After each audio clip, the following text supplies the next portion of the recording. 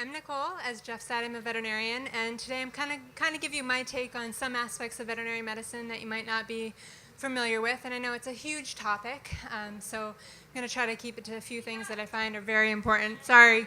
I've been a veterinarian for about 10 and a half years. The last year and a half, I've been in an emergency room, which is very different from where I started in private practice. But veterinarians are a very respected profession, and often it's the answer to the question of what do you want to be when you grow up? And of course, it's not hard to see why. Animals give us something that we long for and we strive for, and that, unconditional love and devotion. And anyone that's been in the profession knows it's not all puppies and kittens, but certainly that is part of it. We do deal with wellness visits, vaccines, routine puppy and kitten care, and that part of it's wonderful in private practice, and we try to keep your pets healthy and happy for as long as possible. In the emergency room, we come across we have a lot more of an impact on patients' lives directly. This is a picture of a patient that I had surgery on just a couple weeks ago. A mother had difficulty giving birth, and that night I was able to save 11 lives. Bring her and her puppies to life, and it was amazing, and it's a wonderful experience. But sometimes we do see things that question humanity. Immanuel Kant has said we can judge the heart of a man by his treatment of animals, and I really do believe that's true.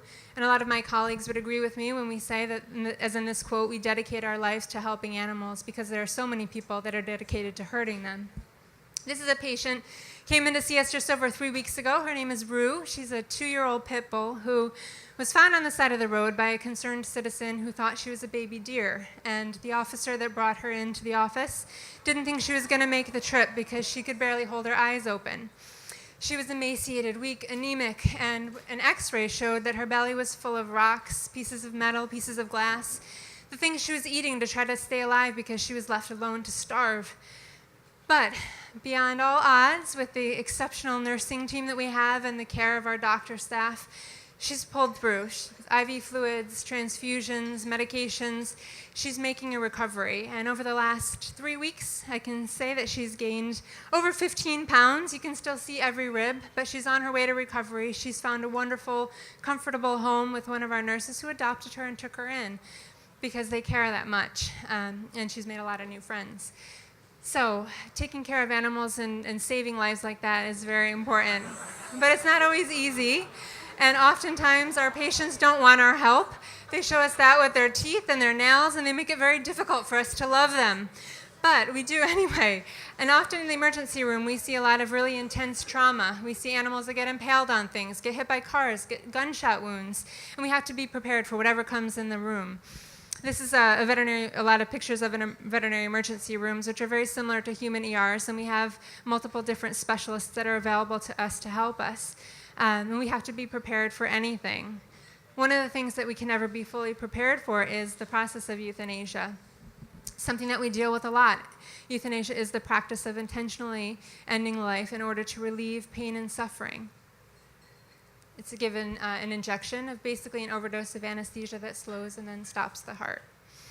It's typically a very quick, painless, and hopefully a very peaceful process, but it isn't easy. It's never easy to intentionally end a life. But I have conversations with owners, and they tell me how grateful they are for what I do and how it must be so difficult and how they could never do what I do and how I must just get used to it. But the truth of the matter is, you never really get used to it, Sure, I have my routines and what I do and what I tell people from day to day, but every euthanasia is different. Every time I'm there completely and fully for you, and it's never easy. So why do we do it? We get all sorts of abuse from different sources, We have emotional abuse from owners that are trying to tell us that we're in it for the money or that we, don't know what they know because they consulted with Dr. Google, or, we get physical abuse from our patients who just don't understand that we're trying to help them.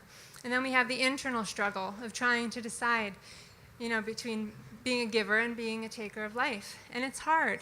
But the reason why we do it and the reason why we can do it is because we really do care. And we know that we need to be there for your pets and for our patients because, we need to be their voice. We need to be strong for them. Sometimes it does look like this at the end of the day. We kind of I collapse into my husband's arm, and all I want is a beer and a hug. But at the end of the day, I do it because I really do love your pets. And that's really important to me. And I just want you guys to know that that's what we're here for. Okay. and if you want to follow Rue's Recovery, she's got a Facebook page called Rue's Road to Recovery, or you can also support your local shelter or SPCA. All right. Thank you very much. Radio stations are questioning their blackness. They call us a black, but we'll see if the greatest.